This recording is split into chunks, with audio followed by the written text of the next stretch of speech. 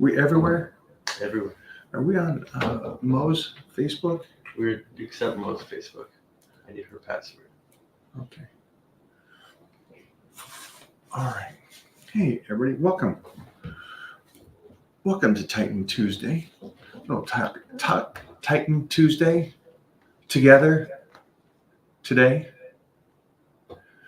We got that one.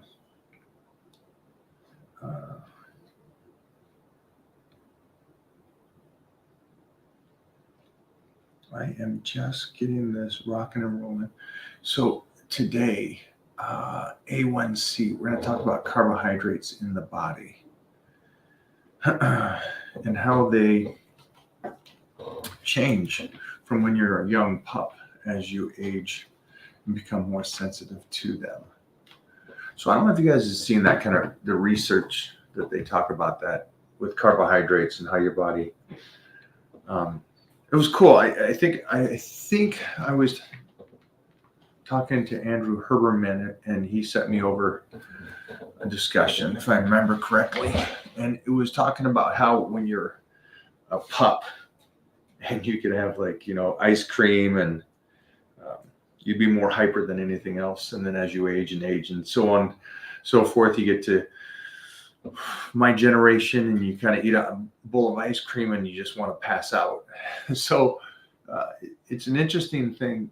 And I was having a great talk with Mark Bell the other day, and the talk was about pushing a lot of this stuff off as long as you can, the way the body uses foods and stuff. Because you guys know Mark is a huge protein guy when it comes to a carnivore, takes in some fat, not extreme like you would think. I don't know what the carnivores normally do, but he's not extreme on that. And then very low carbohydrates, if any. And he's in great shape, and he's also out there and he's working and working and working. What I would like to figure out is what markers Titan Medical uses to find out how your body utilizes carbohydrates. Because the more and more I think about how I trained when I was a youngster and how I ate when I was a youngster, it was, again, for me, I was always around 300, 350 grams of protein. Never even calculated out fat in the sense of trying to have some. If there was fat in the carbohydrates I was eating or the protein I was taking in, that's where I was going to get my fats, which isn't much, What do we got? We got some good questions here today, but these are some of the stuff I'd like to go over today with Titan Medical, Big Johnny, and kind of go over the whole aspect of carbohydrates and how they check to make sure that you're still at that position where you can utilize carbohydrates, or you got to take in consideration on your nutrition. If you see anything, Jeff, just jump in on us. I'm bringing in this. There's the man. Johnny, say What's something. up? There How we you guys go. doing? 2 seconds. Let me get this audio. Yeah.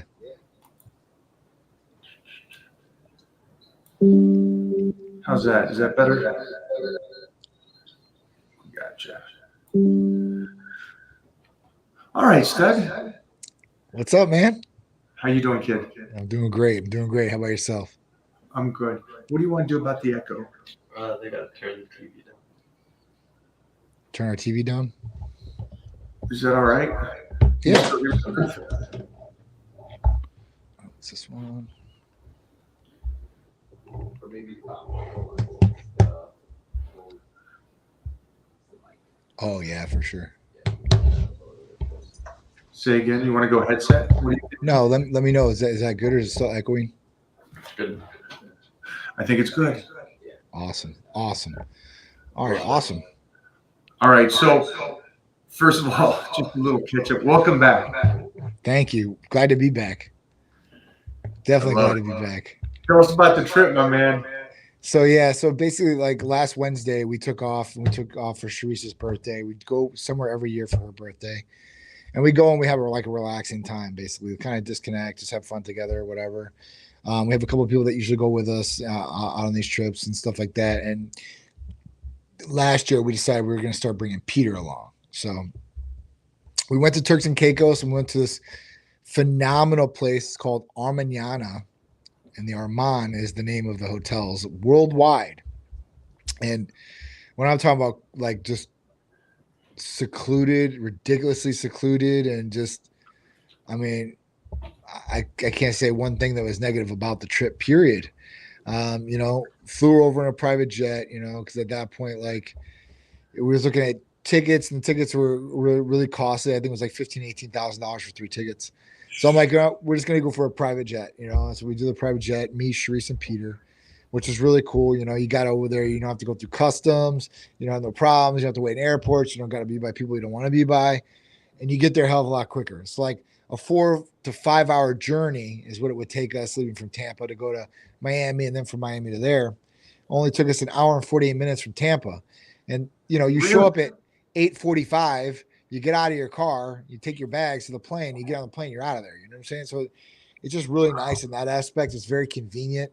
It's not, it's more expensive, obviously, and something that a lot of people can't do. But if you can and you got to do it, then you guys understand what I'm talking about. But getting there, dude, that place was just, like I said, phenomenal. We had our own villa. And when I thought of a villa, I'm thinking like, you have this like big house, like one big like house, right, and you have like multiple rooms in the villa, and that's it.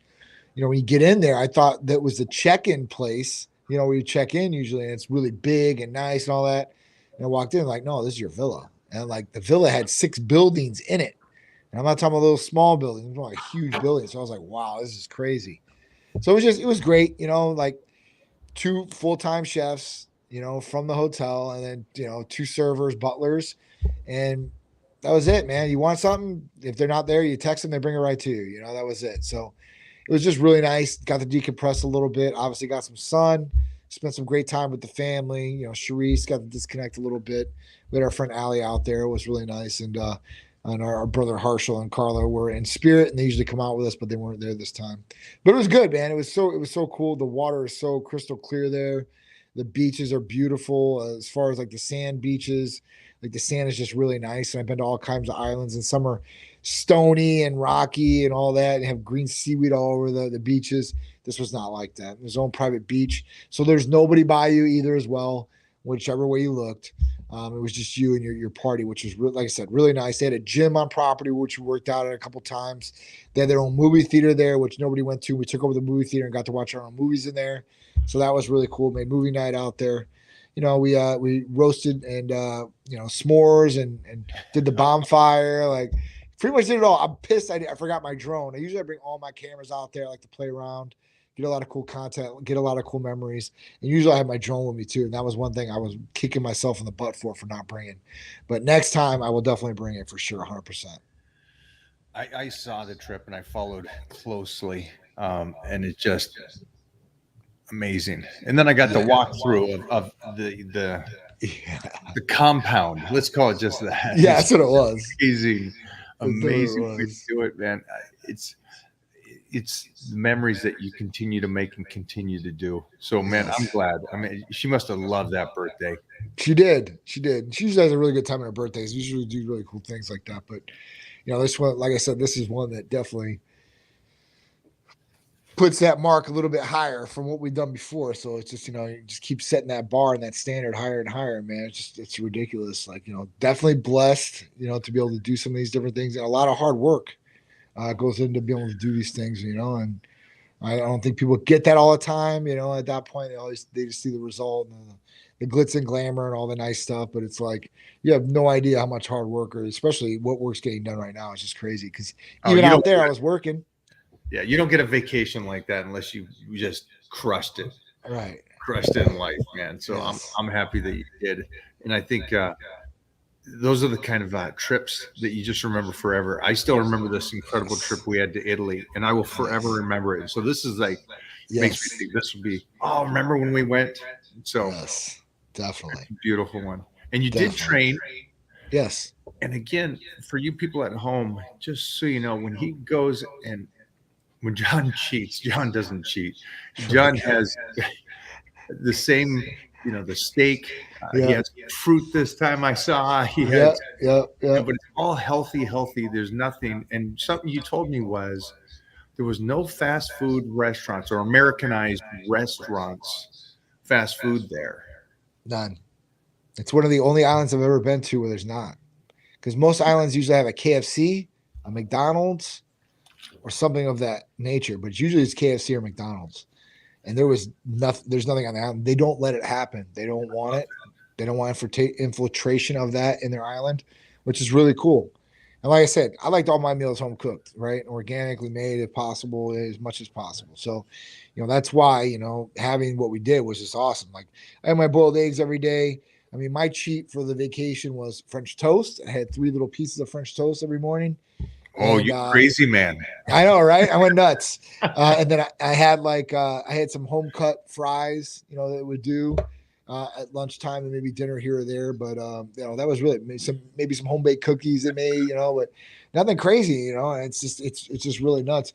And it's funny because if you go and you eat anywhere outside the United States, anywhere, Mexico, Europe, anything, and I'm talking about going to McDonald's, the ingredient lists are different for each one of their products compared to the United States, compared to these places. Even in, let's say, Mexico and let's say London, right? Let's say England. So at that point, they don't allow high fructose corn syrup. Do you know how many products have high fructose corn syrup in the United States? I mean, I couldn't even put a number on it. There's that many. Like anything you look at, from Oreos to juice drinks to pop to anything across the board. Anything that's sweet, they usually put that in. So that's one thing. And then we talk about these different, different things that are in Gatorade, Doritos, and stuff like that. Their colorings is like red 40, and there's another one, but those are not allowed in these different countries too as well. So it's just really crazy. Even if you look at chips, like Doritos, compared from there to here, you look at the ingredient list, it's totally different. It's just really nuts how that works. So I think the United States needs to look into upping our nutrition factor. I mean, we take it for granted. We don't really have anything set in place I think is effective and on point, right? Even our BMI scale is messed up. I think if you gotten your BMI, have you gotten your BMI before? Yeah. So what do they tell you? Were you overweight or obese? 1 second. Yeah. 1 second. You're gonna actually freak out on this one. They're gonna tell you you're obese.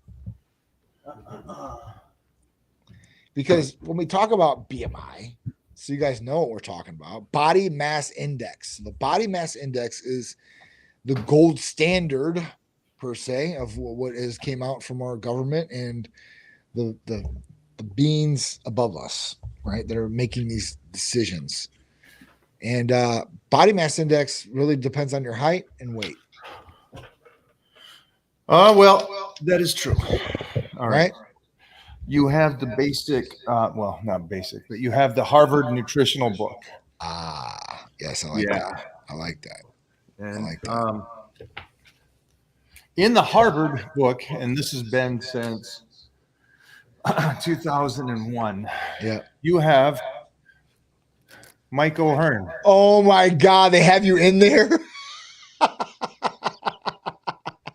So this is the nutrition book that every kid, especially at Ivy League schools, will go through and Very cool. Understand this and test off of this. Very, And you're very truly cool. is the only individual that is put in the book, and it is off of the hypothetical of explaining how is my BMI what it is. Yep. How am I that size and not fat?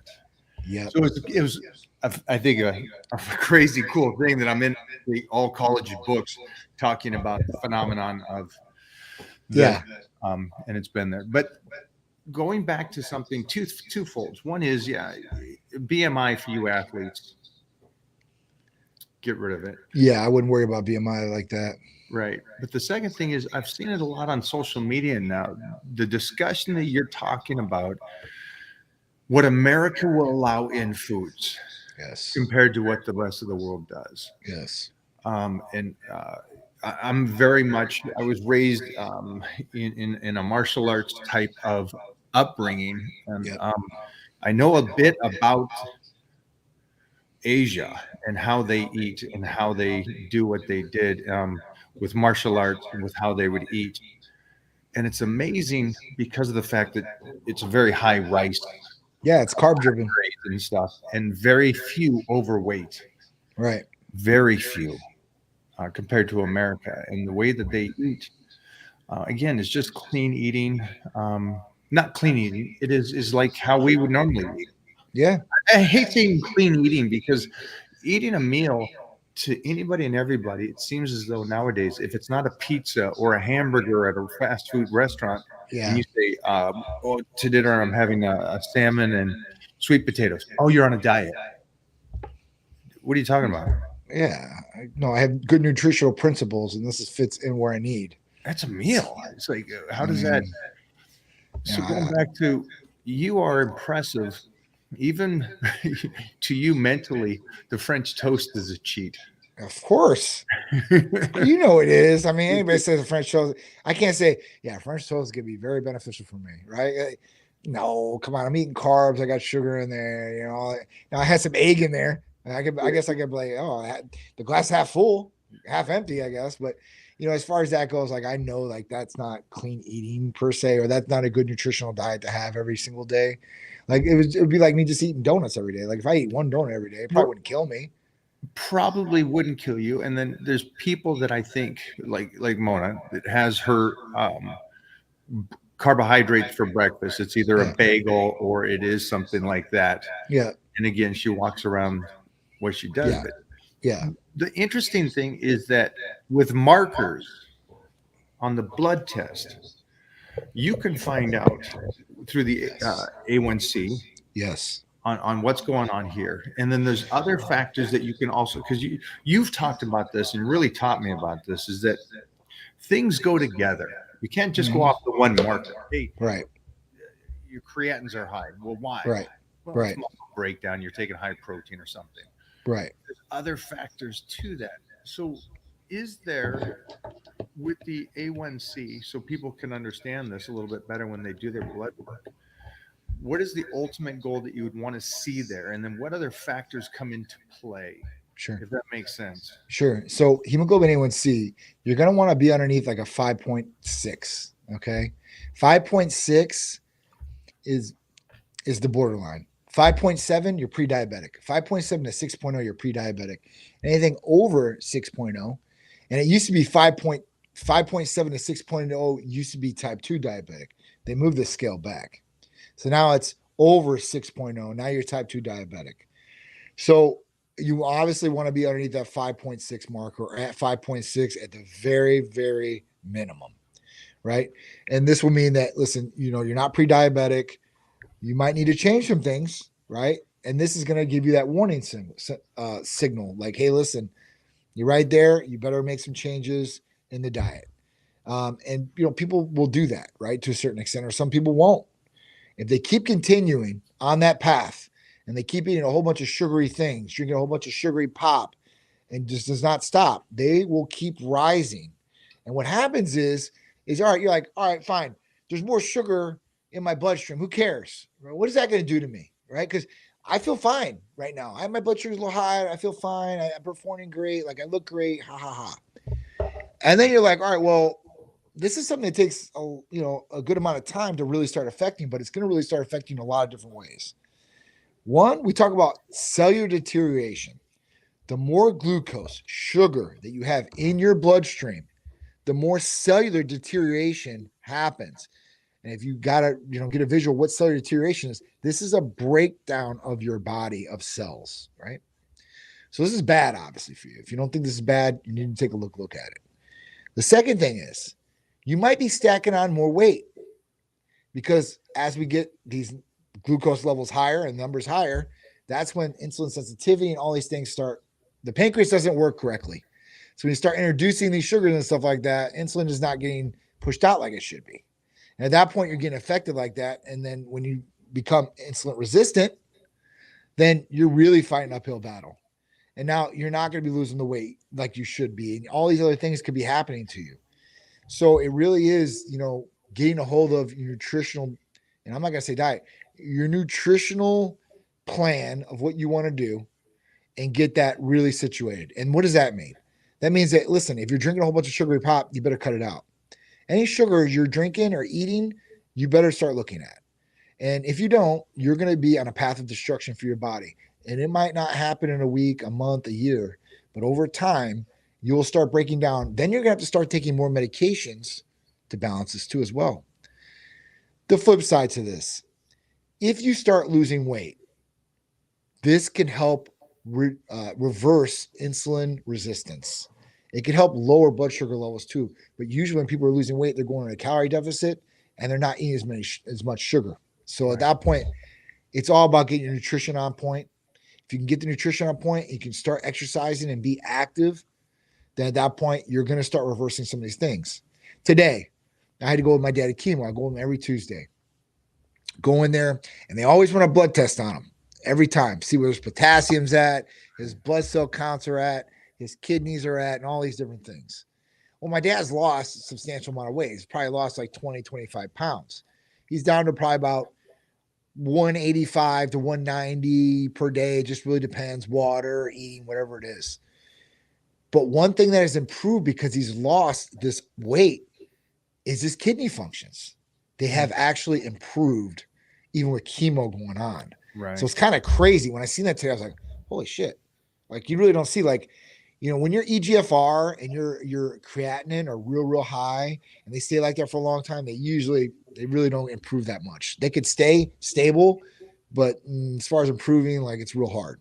So at that point, when I seen that today, I was like, holy cow, like this is another thing. And this is the biggest thing when I talk about GLP-1s, like semaglutide and tirzepatide. You lose the weight, health is going to improve in other aspects in other areas. So it's the same thing with nutritional diet. You improve that, improve activity. It's going to change everything about how you're living. You improve your quality of life, your energy, your lean muscle, you're losing weight, you have more self-confidence. You're balling at that point. Like that to me is balling. Improving quality of life and having all these aspects there, that's what you want. And I talked about this earlier. I had a live right before yours, and we talked about obesity and overweight. How many people are out there obese and overweight? How many people have been obese and overweight ever since childhood? It's one thing when they grew up and they were skinny and then they got older and they started drinking, they had kids and just didn't take care of themselves. They've been at one point, they've been the sexy little figure. But the person that hasn't been is willing to go to any extreme almost to get that weight loss. Even if they say, I'm comfortable in my skin and I'm 400 pounds, you know damn well they want to lose that weight. I don't care what they say. And when they lose the weight, and most of those people end up going on weight loss programs.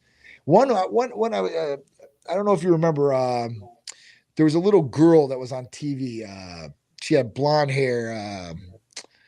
God, I forgot her name. She was a little brat. I forgot her name. But her mom was Mama June, right? Okay. And her mom was like huge. You should see her now. She's down to like 130 pounds. I'm like, holy, you can't Is that who it is? her. Honey Boo Boo? Honey Boo Boo. That's what it is. Good job, Jeff. I knew. See, Jeff's always there. I appreciate that. But yeah, so Honey Boo Boo, that was it. So Mama June on there was always big, overweight, all these different things. Of course, she got some money and stuff like that. She probably had some surgical treatments. She probably had some weight loss medications. But the result is she looks phenomenal. I bet her health has improved too as well. So, will you show me a before and after? Oh man, wait till you see. So I mean, just certain things like that. I mean, even Roseanne Barr.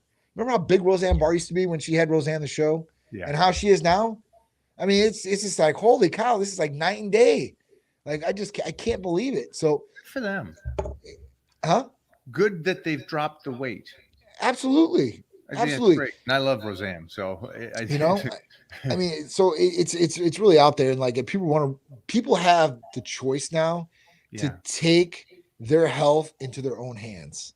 They have enough sources like Titan and other sources out there where they can really get on programs. They can have people that are supporting them and really get them to where they want to go. So, before it was like, listen, they were on watching TV all night. They're sitting in front of the TV. They got the pint of ice cream they're eating. They're watching the commercials on TV talking about the shake weight and this diet, the Hollywood diet, and all that. They're on the phone. They're ordering everything they possibly can. They get it. They try it, and it just didn't do anything for them. Now, think about all the money they wasted. Yeah. I mean, you're talking about – so I'm on my live. I was just on. We had a patient on there. He's been on tirzepatide since April 17th.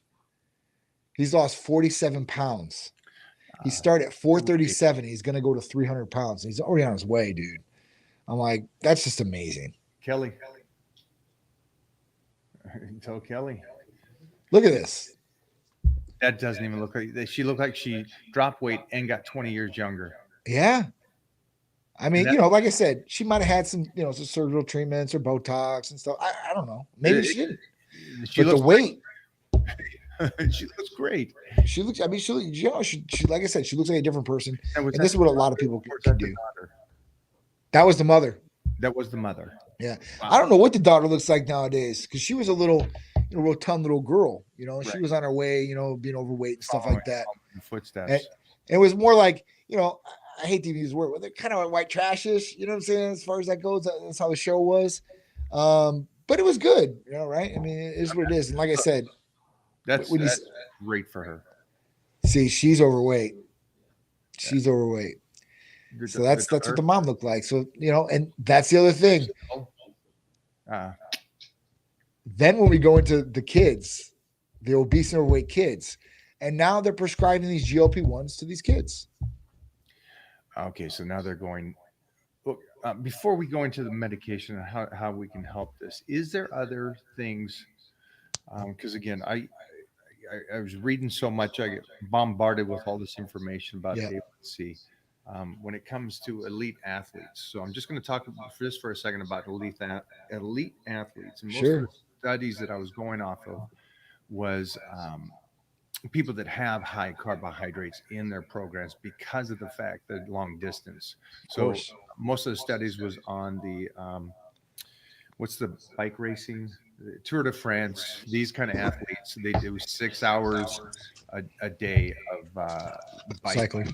Yeah. And so their carbohydrate is at a ridiculous amount, and a lot of them were coming back with high A1Cs in the I guess the number was like 6 point something. Yikes. So 6.1, 6.2, which would trigger a doctor.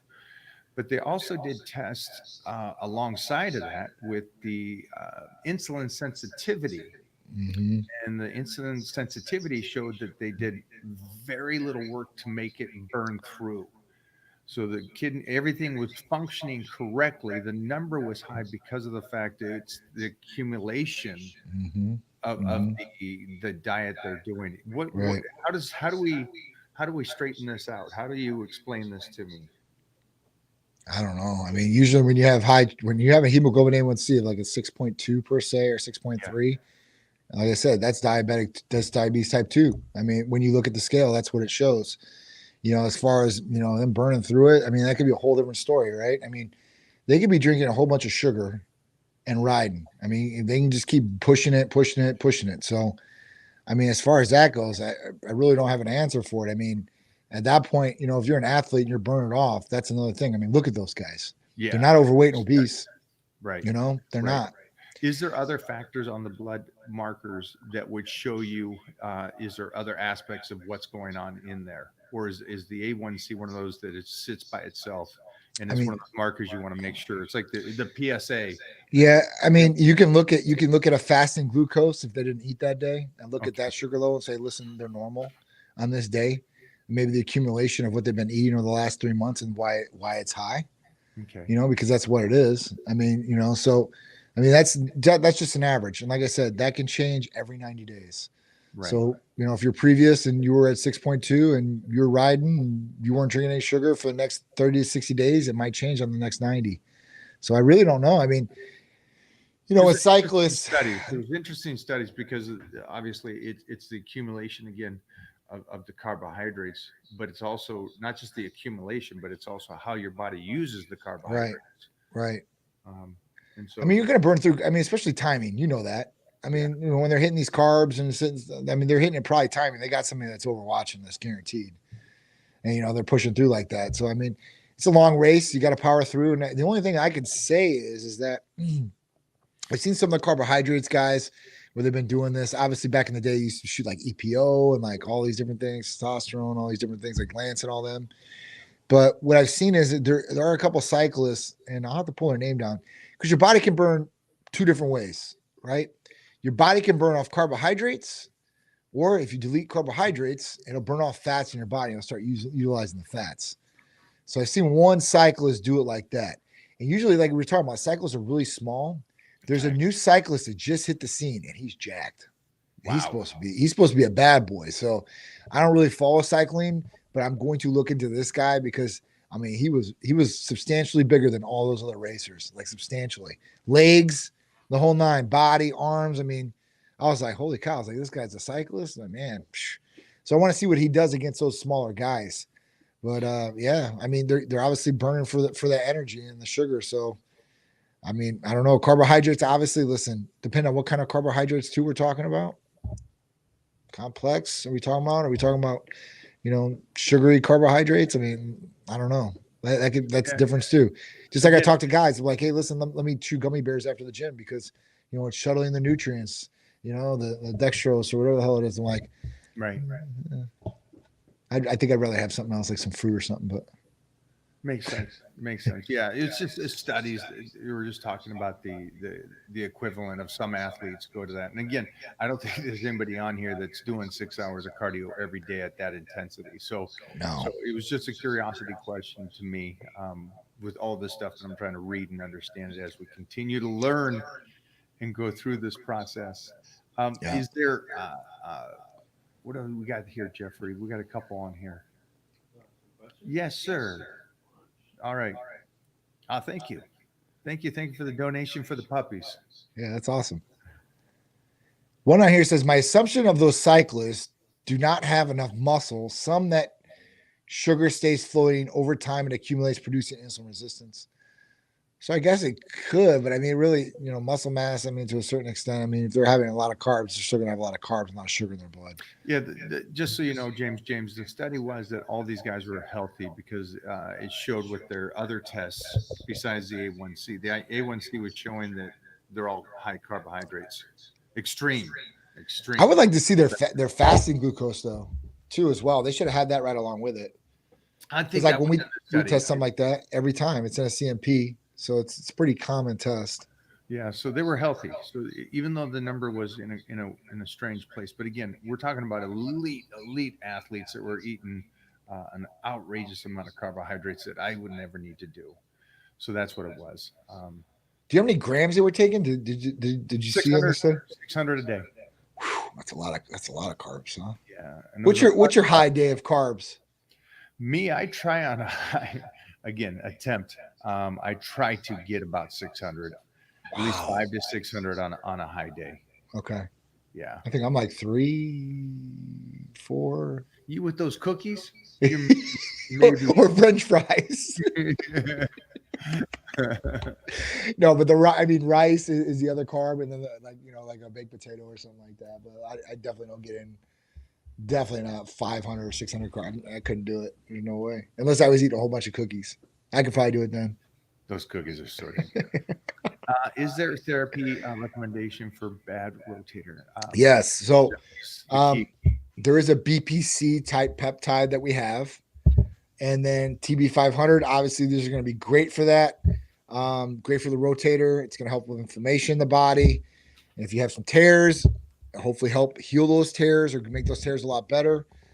So that's definitely the way to go as far as any bad rotator cuff problems that you may have. Yeah, that's a get to it right away. Yes. And the one thing that you were saying was it's a new BP, right? Yeah. So basically so BPC is a certain type of peptide, and this is that peptide. They've had to do a name switcheroo so they can get around the powers that be. So I'm fine with it. I've been taking it. Works just as good for me. Have a lot of patients on it that have been taking it. Great results. So I'm happy with it. Like I said, I try everything way before everybody else does. So at that point, if I don't think it's going to pass or it doesn't help me, it ain't going through Titan. That's for damn sure. Most of the guys I talk to now, we're off to karate combat this week. Oh, nice. And just talking to the athletes, these guys are consistently doing the TB and the BP. Just they're so banged up, all Yeah. the kicking and smacking. So they're heavy onto that. Yeah. So for you guys that are the weekend warriors, just know that that's what these guys are doing to try to stay healthy so they can fight. Absolutely. Because they're never going into a fight perfect. Nope. Definitely not. Dodge Boss said, do you tan in sunbeds or spray tan? Do you believe there are benefits to sunbeds and health? Ooh, Johnny, I know red light therapy is extremely beneficial. Red light therapy is for sure. Tanning in sunbeds, not so much. I tan outside, so I don't tan in any sunbeds. I've been spray tanned one time in my whole life. So otherwise, I go outside and just try to get it naturally. That's what I do on vacation. I try to just stay in the sun. And when you have, I don't know if you have this problem. Like, I mean, you're usually spray tan all perfect. I'm But tan like for, once a week. You did once in a lifetime. I do it once a week. dude, for me, I have to like go out there and like I'll be in the sun. And if I just stand in the sun like this, then like all this is white, all this is white. Like you can tell, like I'm still whiter here than I am here, right? So I got to hold my hands up like this. These people think I'm all weird, like I'm just standing trying to get the sunlight, but trying to get covered. But yeah, I like the natural sun. I used to go into sun tanning beds probably like 13 years ago, 14 years ago.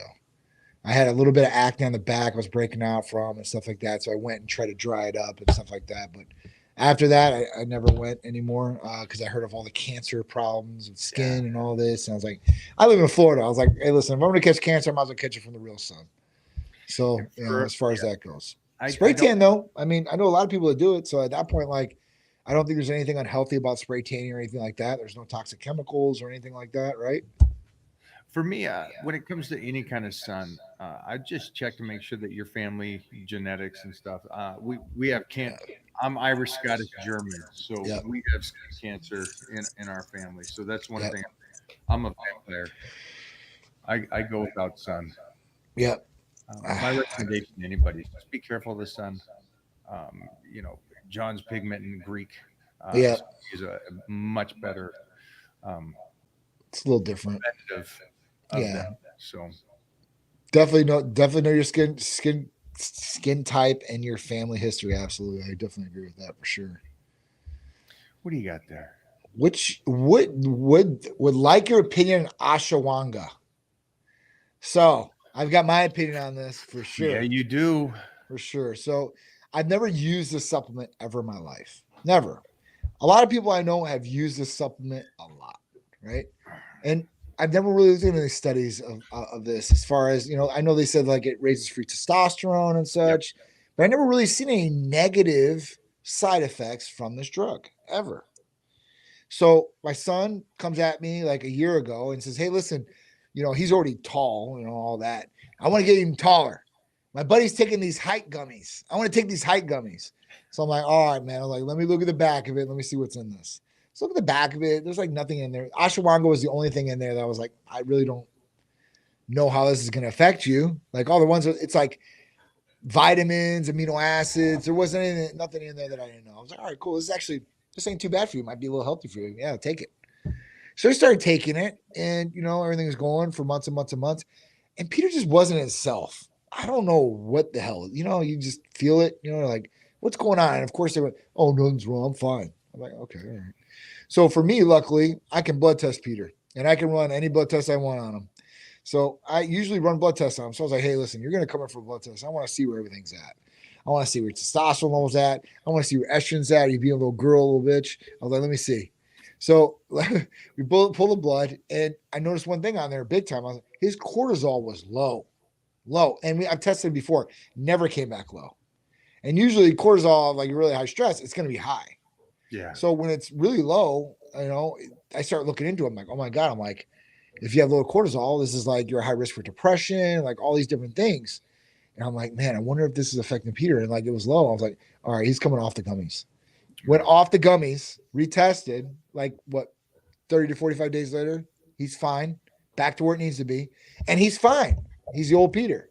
So I'm like, damn, I'm like, this really was affecting him.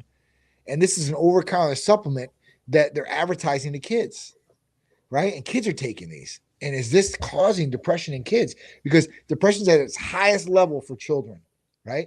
Highest level of suicide rates ever in children right now. So when we look at that, I'm like, man, could this be causing negative effects? And are there other over-the-counter medications that are causing negative effects to people that people don't even know because they can't run the blood test and even see? That's my thing.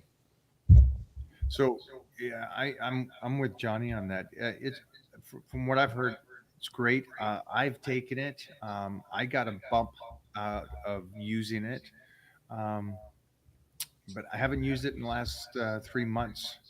So since the April trip, so Yeah.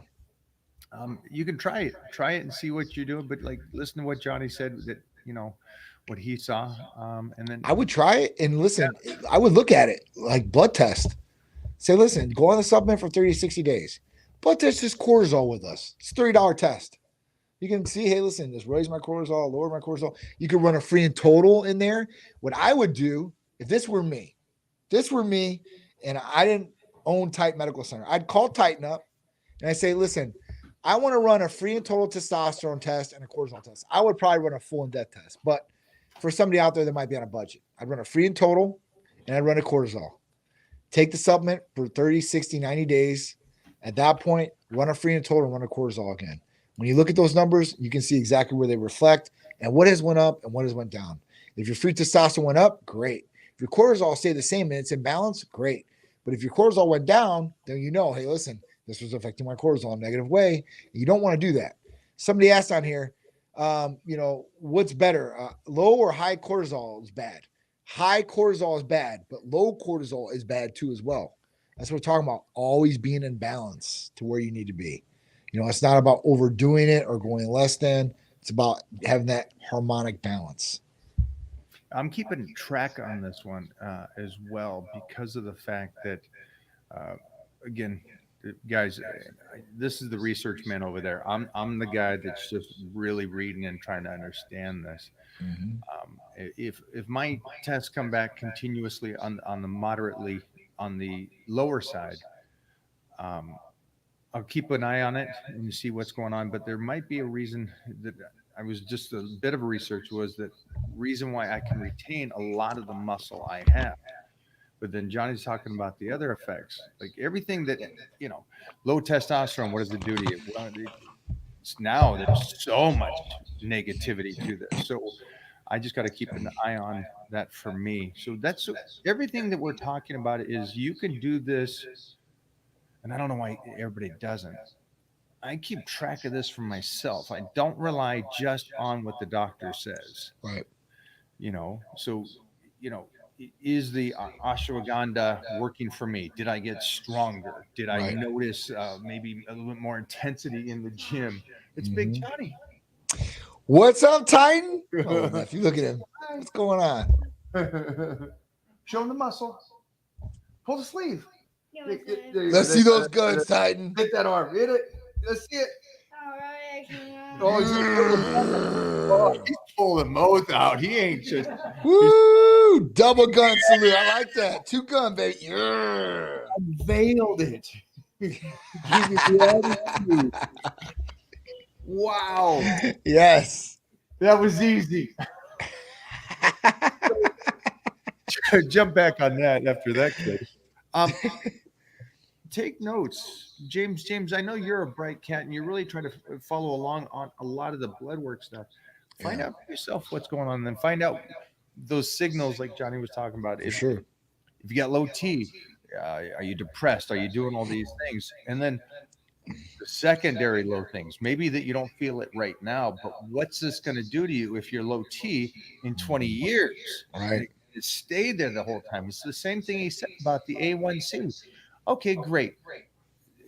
This study talks about these bikers at 6'2", points. So it's like, whoa. Yeah. And then the doctor says to him, don't worry about it because your fancy, your sensitivity and all this is great. And your body burns it off with no problem. Mm-hmm. well, then you're just taking his word for it that the damage is not being done when it Right. could be done. Right. So, cholesterol in the arteries isn't that bad, but after 20 years, it sure is. Oh yeah, definitely. Blockage and stuff. So take in consideration what you feel today and then down the road. So that's my thought. That's good advice for sure. It's all about being preventative, guys. And we say this over and over and over. Don't let things break down. Try to fix them before they break down or take care of them before they break down. And the only way you can do that is knowing the information and knowledge about what's going on to make an educated decision about what you want to do. So it's real simple and easy as far as that goes. But you got to take the action for yourself. There's nobody's going to take the action for you unless you have a great wife or kid that's pushing you to do these things. But you should want to do them yourself. And we only have one life to live. We say this all the time. And at that point, you got to take advantage of this life and utilize it and do all the possible great things you possibly can for yourself and for the world, I guess. Back to the Ashwagandha. Ashwagandha. The photo, I don't know if the photo was actually you, sir, that was asking the question, but you were you're not 20, put it that way. And so maybe you're at the stage right now where you shouldn't be looking for over the counter. You should get the blood test and find out where your T's are, because if they are low, then talk to John and the team, right, and get on something. And that way you don't have to take the vitamins to risk that stuff. And you just make sure that you're healthy and your T level's in the right position. So again, analyze it, get the blood work, stop doing a guessing game is another one. Yeah, it makes no sense. No sense to do that, especially when you can find out and know for sure. Yeah. Like, why? We just did that to a couple mid 30-year-olds that we're talking about. Yeah, that's the gentleman.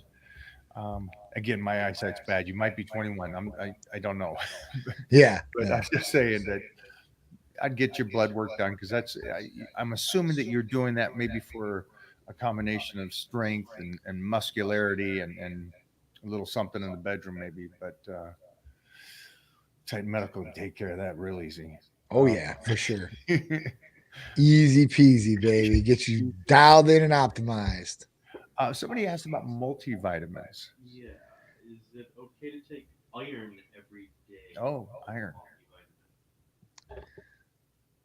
So Centrum has like iron in it, but it's at a daily dose. You want to look at those different things, and you don't want to take a whole bunch of iron if you don't need it. If you take it in a Centrum or a daily vitamin, it's usually a daily dose, and you're not going to build up too much in the blood. But too much iron could be a negative effect, and too low of iron obviously can cause a negative effect, and you can become anemic and stuff like that. So you want to make sure you're looking good on that. Obviously, other things too, like potassium, electrolytes, these different things like that. So if you're taking supplementations from these things, you might not want to. You shouldn't have to in most cases.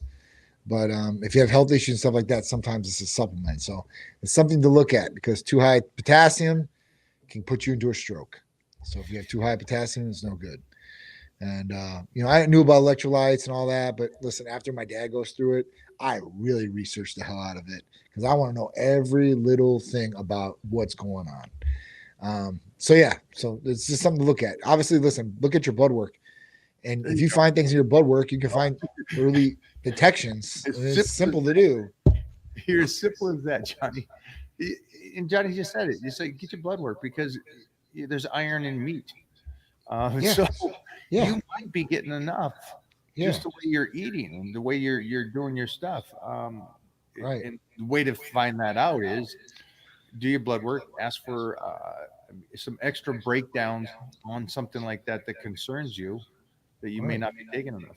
Blood work. That's what I'm saying. Even on the full in-depth blood test, this is a common test. Iron, you'll see what it is. And then if we really find an iron problem, we have a very advanced test that we can really break down. So, we have a solution for these problems or issues, or that you want to check just to make sure, that you're okay, right? If you are, if you're taking new supplementation of anything, you want to see how it's affecting the body, whether it's affecting kidneys, it's affecting liver, absorption rates, like we talk about branched chain amino acids or any amino acids for that case, vitamins, like all these different things. We can run blood testing on to see what's going on and see if it's affecting you negatively or positively. I mean, a lot of things will affect you positively too as well. I agree with you. Jeffrey, what do we got? A little bit more, please. What about an ice bath? Basically, thoughts Okay. on ice on cold plunges right here. Well, do either of you cold plunge? Is it BS or legit? How does it impact your point? Cold But- plunge. Yeah. Do either of you cold plunge? Is it BS or legit? How does it impact your heart? Thanks. I don't know. I'll be honest with you. I've cold plunged one time, and that's it.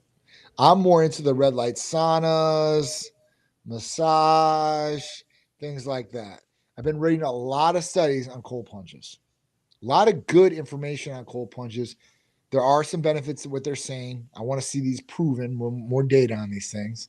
But they say from a number of different things like improving immunity, taking away inflammation in the body, improving cognitive function, like just across the board. Like there's all these, and I don't want to call them outlandish things that they're saying this is going to do because this is proven. If this was a drug, I couldn't go on here and say, yeah, it's going to take away inflammation. That would be illegal.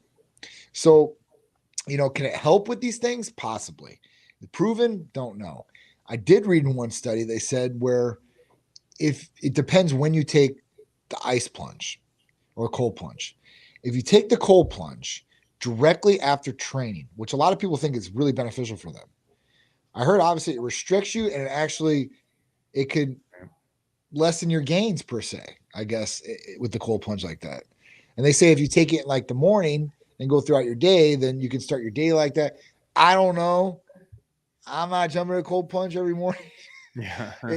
I took in cold showers to try it too, because that was my buddy before cold plunge was a big thing. Like, take a cold shower, like 15 minutes in the cold shower. I'm like, 15 minutes. I'm like, dude, I was like, dude, there's no way I'm doing that. I like hot showers. Was it a friend of yours? Okay, so he's just playing a joke on you, brother. That was I'm like 15 minutes. I'm like, there's no way. I wouldn't stay there for 5. I'm going to start doing that. Go take a 15-minute shower. You will gain a pound of muscle a month. Yeah. Congratulations, guys. Oh, my God. Yeah, it's crazy. I mean, cold plunge, they usually stay in 3 minutes, I guess, right? 1 to 3 minutes? Yeah, it's like 3 to 5. And again, I agree with you that they talk about first thing in the morning, the stimulation to it. Do not do it after a workout. Nope. Everybody cries about inflammation. Inflammation is great. Right. You want inflammation after that workout. You want that body to do that. And you want your body to fix it itself. And right. That course. Right. Put that down, but doing it the first thing in the morning. And then I know that you said, is it BS? Again, I think for anybody and everybody that's on here today, we're going to give you insight on what we do. John's going to give you some insight on factual stuff, which HRT can do and help. Yep. Again, if you try it and you like it, it don't matter what anybody says. It doesn't matter what a study is. And I think the point that I made in my last week's YouTube on the Generation Iron show, I said, studies are great. It doesn't matter what a study says. Yep. If you're going to train, you're going to train the way you want to train, and that's going to keep you consistent for a lifetime. So if it's not the rep range that they say scientifically proven, it doesn't matter. Right. So, yeah, I talked to somebody yesterday. I was in the gym, and it's a former patient of ours, and she caught cancer once. She beat it, and she was telling us yesterday she caught the cancer again. So she caught the cancer again. She obviously couldn't. She had to stop all her meds. She gained a lot of weight. She was really depressed. She told me, she said, the one thing that saved me was cold plunges. She goes, I didn't believe it because she was telling me how good they were and I need to start them and everything. I said, so I was like, what would you do? She's like, every day, 5 days a week, I go over and I do a cold plunge. And I sit in there for 3 minutes. I'm like, all right. She said, after a week of that, John, because I was seriously depressed about this cancer coming back. She said, I'm a whole new person. She's like, I am not depressed anymore. She's like, cold plunge every day now. She's like, I feel like on top of the world. She's like, I know I have this problem still I'm dealing with, but she's like, I'm good. I'm like really good now. I'm like, man, keep doing that shit. I'm like, whatever is, especially cancer, man. Like, every week, like I go in there, like I'm in the cancer center, and you're sitting around all the other cancer patients, and it's I don't know, But it's not listen the to her head, what she said.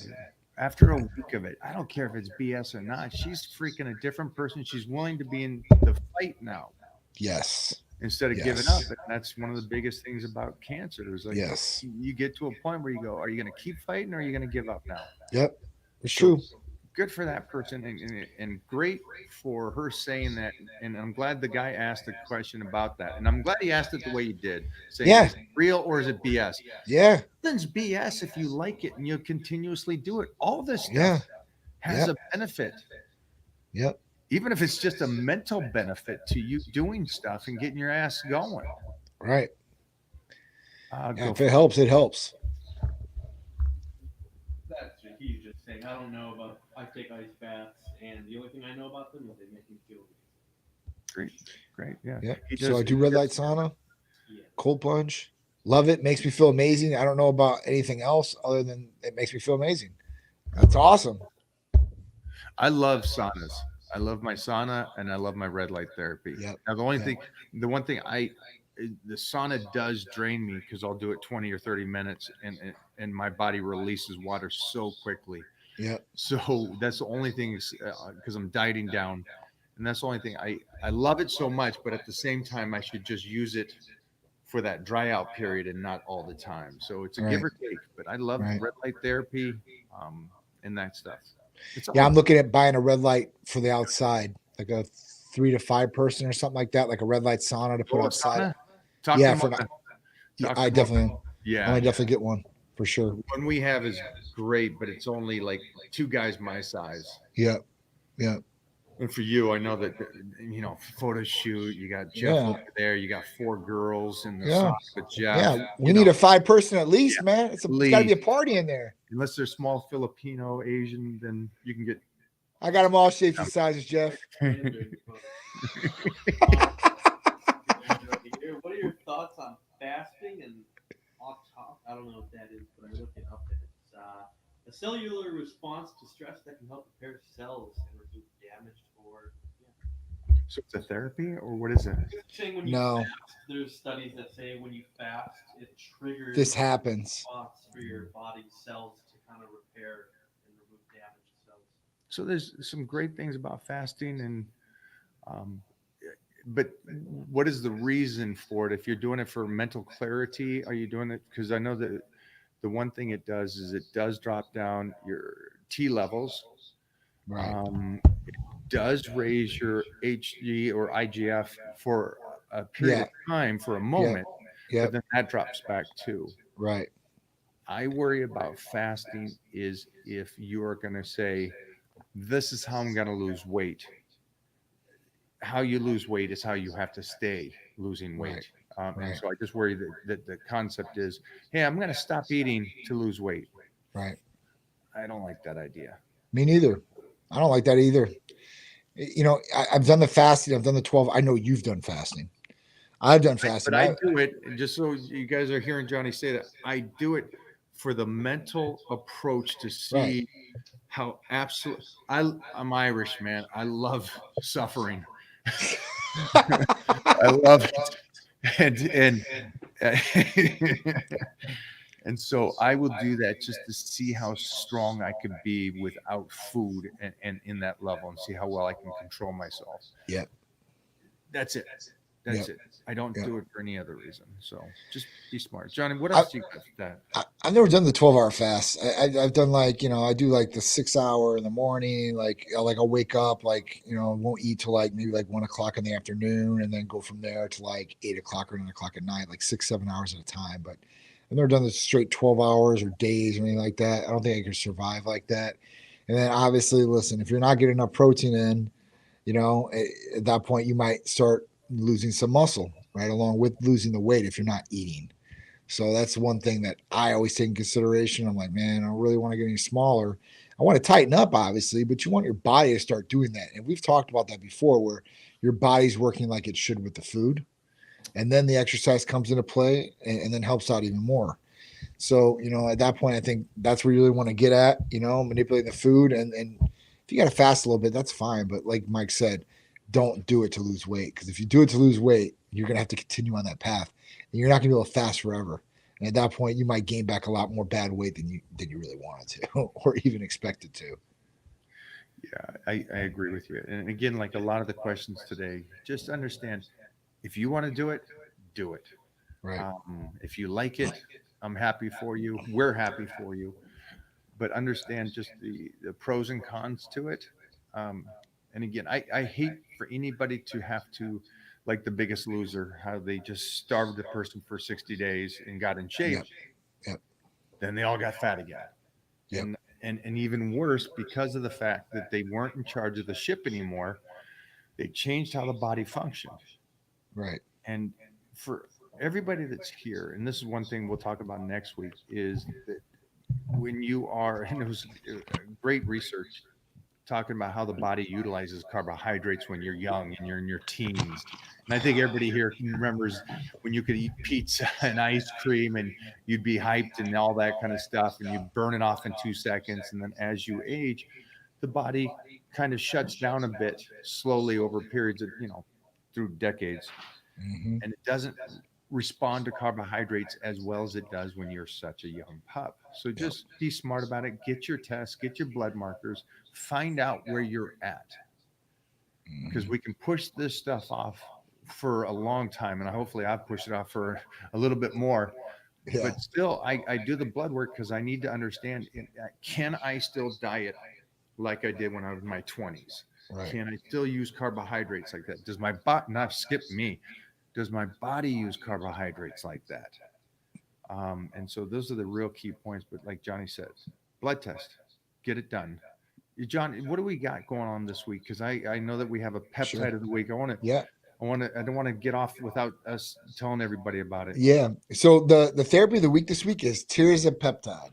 It's a weight loss GLP-1 and GIP medication. This is going to be great for anybody that's really trying to lose a good amount of weight out there. It's been pretty safe. It has less nausea than semaglutide. It hits 2 points on the brain to help control hunger and regulate the body so you can lose weight instead of just one active ingredient that semaglutide has. So it's really been a great therapy across the board for a number of different patients. Guys, girls, it really doesn't matter who you are. This is really going to be a great one. If you're trying to lose 5 pounds, this is not the drug for you. If you're trying to lose, 15, 20, 30 plus, this is definitely going to be the way to go for sure. 100%. So that's the peptide of the week, guys. $25 off if you guys order this week.